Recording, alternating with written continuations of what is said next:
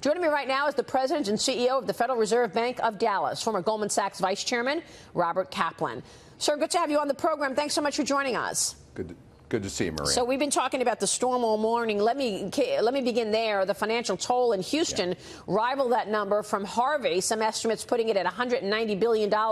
Your thoughts on what we're watching this morning, Hurricane Florence, and the impact, perhaps, of an economy that has been growing quite well? So I'll just say, having been in this position myself a year ago, the first thing we worry about is loss of life, people in harm's way. And so the immediate concern is just minimizing loss of life and helping people who are in the path of the storm, and working with first responders to do that. So my thoughts and prayers and best wishes with everyone who's trying to help people avoid being impacted by this. I mean, in the aftermath of the storm, though, in terms of the economic impact, there's going to be two main things to focus on.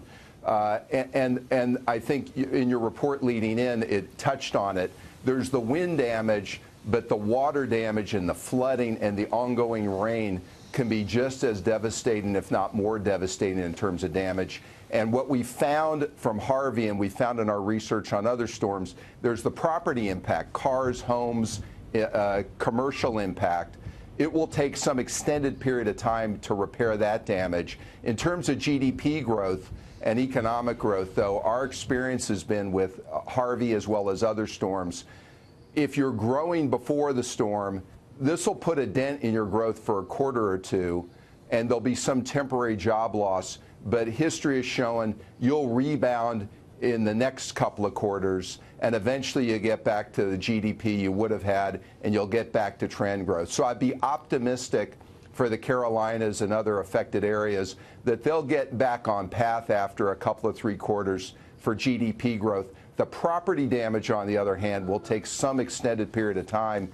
And even in Houston, a year later, there are some people who've still not moved back into their homes. The rebuilding process takes an extended period of time. Yeah, I mean, I ask you because I wonder how much you put into your models in terms of expectations of economic growth, a one-time issue like what we're seeing right now, and in the middle of it when we really don't understand how this plays out and how much damage we'll end up seeing. So we did, as a result of Harvey, the Dallas Fed did an extensive study of storms over the last 25 years. And again, consistently, we found while there could be substantial property damage, and it creates a lot of dislocation for small businesses, cars, homes, et cetera, the GDP impact tends to be transitory, and there tends to be a bounce back, and that can happen fairly quickly. I'd be fairly optimistic that that will be the case as a result of this storm. The property repair, though, is going to depend on a lot of other factors: availability of labor, construction crews, and a lot of other stresses. And that will take a more extended period of time. Yeah, and there'll be a lot of people that are displaced, particularly at the low end of the income scale. I want to ask you about the availability of labor and really the skills shortage that we're seeing, because I know you've done a lot of work on that. But let me ask you this first, Robert. The last time you and I spoke, this was about a year ago, I believe, or maybe earlier this year, you were saying, look, we're going to see some good growth numbers in 2018. You were expecting 3% for the year. But then you said, that's right, in a very short time after, perhaps the end of 19, going into 2020, you told me we could see growth drop pretty substantially down to 1.9% or something by the time 2020 rolls around. Do you still feel that way? Yeah, so here's the view we stated in the fall, and I'd reiterate it. We've believed all along 2018 would be a very strong year. We've got a very sizable fiscal stimulus, not just from the tax legislation, but also from the budget deal.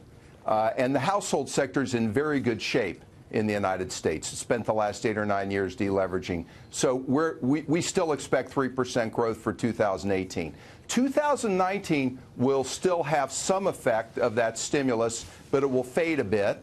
2020, it'll fade further. And what I mentioned to you is by the end of 2020 or into 2021, a lot of the fiscal bump will have faded.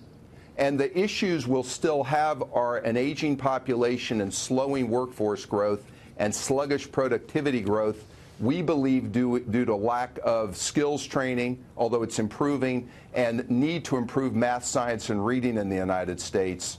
And so we still believe that's the case. And the reason we call this out is because there are a number of structural things we can do now to address it and help improve the situation. But I think people should be aware, yes, some of this fiscal stimulus, which has been a good tailwind, will begin to fade in 19 and 20.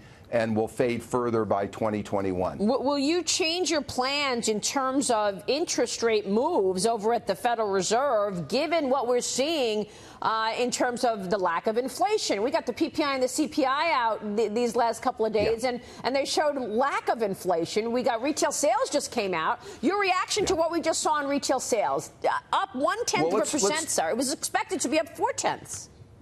Yeah, so let's take the retail sales first.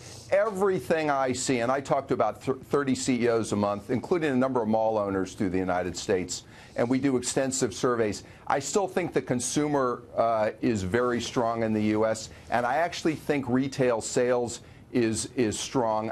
My guess is these monthly numbers are pretty noisy, so I don't know that I would overreact to 1 month's numbers. They tend to get revised. Everything I'm hearing suggests retail sales are pretty solid, and I actually still believe that. In addition to your point, the concern about out-year growth, it has affected my proposals for what we ought to be doing on monetary policy. And what I've said, and I would continue to say, is we should only be raising the Fed funds rate gradually and patiently, because this fiscal stimulus is going to fade. But I still believe, because we're at full employment or past full employment, and even though inflation, I don't believe, is running away from us, mainly because of automation and to some extent globalization, even though there's a tight labor force and there's cyclical pressures and some impact in the tariffs, I think we're reaching 2% inflation, but it's not going to run away. So we ought to be moving the Fed funds rate gradually to a neutral level, and that just means a level where neither restrictive or accommodative. I still believe that.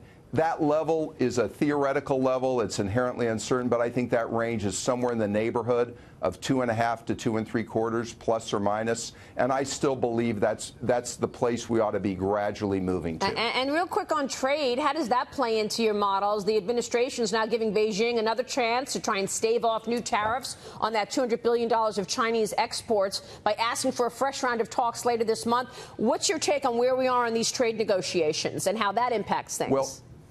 Well, the most important thing that you've heard me say before is we should segment these trade relationships.